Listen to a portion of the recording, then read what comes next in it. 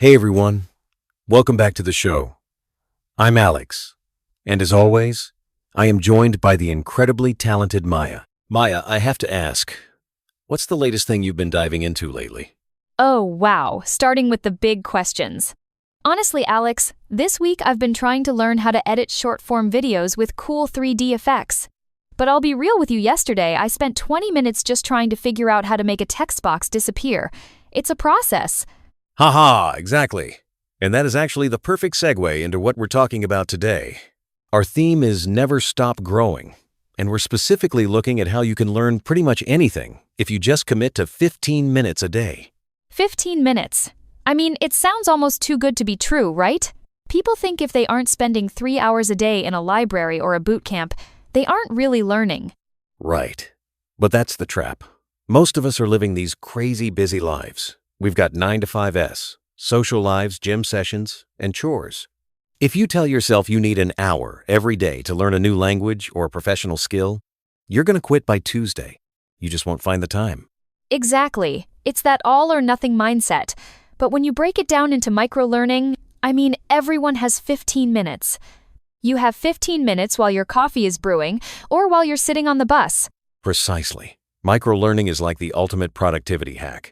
It's all about consistency over intensity. Think about it, 15 minutes a day adds up to nearly 2 hours a week. In a year, that's over 90 hours of focused practice. You can actually get pretty decent at a skill in 90 hours. I love that. And for me, it's not just about the time, it's about the mental barrier. When I started learning to paint last year, I was terrified. I thought, I'm a freelancer, I should be working, not playing with colors. I felt like a total beginner, and honestly, my first 5 paintings looked like a toddler did them. Wow, really? But you're so creative. Oh, it was bad, Alex. Really bad. But that's the second thing we need to talk about. Overcoming the fear of being a beginner. We live in this Instagram world where everyone shows the finished product, the masterpiece. No one shows the part where they look finished or, well, stupid. It's so true. We're so afraid to fail. But failing is literally just data. It's just your brain saying, okay, that way didn't work. Let's try another way. If you're not failing, you're probably not learning anything new. Right. I always say you have to be willing to be bad at something for a while to ever get good at it. For our listeners out there who are in their 20s or 30s, I think we feel this pressure to already be experts. But there's so much freedom in being a newbie. It keeps your brain young. Definitely. And it's great for your mental health too, right? I know you've mentioned that before. Huge. Seriously. When I'm learning something new, even if it's just 15 minutes of a language app, it takes me out of my daily stress. It's like a little vacation for my brain. It's not about work productivity, it's about soul productivity. I love that term. Soul productivity. So, let's get practical for a second. If someone is listening and thinking, okay, I have 15 minutes, but where do I go? Maya, what are your favorite non-school ways to learn? Oh, there are so many. Honestly, we live in the best time for this.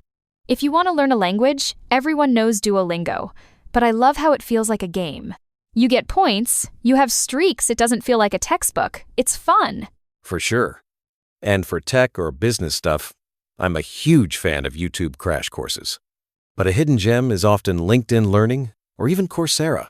A lot of people don't realize that you can often audit these high-level courses for free. You don't get the fancy certificate unless you pay, but the knowledge is exactly the same.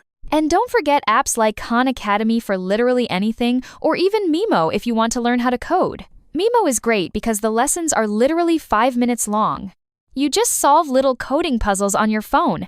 It's like playing Candy Crush, but you're actually learning Python. That's the key. If it feels like schoolwork, you'll stop. If it feels like a game, you'll keep going. I tell people to treat their 5-minute growth like they treat their social media scrolling. Instead of scrolling through X or TikTok, just open your learning app of choice. It's all about the habit stack. That's a term I read in a book once. You attach the new habit to an old one. So after I finish my lunch, I will spend 15 minutes on my Spanish lesson. Exactly. So, to wrap this up, because we want you guys to go out there and actually start our challenge for you this week, is simple. Pick one thing. Just one. Is it photography, cooking, Coding? Financial literacy? Pick that one thing, set a timer on your phone for 15 minutes, and just do it. Don't worry about being good, just be present. And remember, it's okay to be a beginner. It's okay to mess up. That's where the growth happens. You've got this. Thanks for hanging out with us today. We can't wait to hear what you guys are learning. Tag us on social media and let us know your 5-minute wins. See you in the next episode. Keep growing. Bye!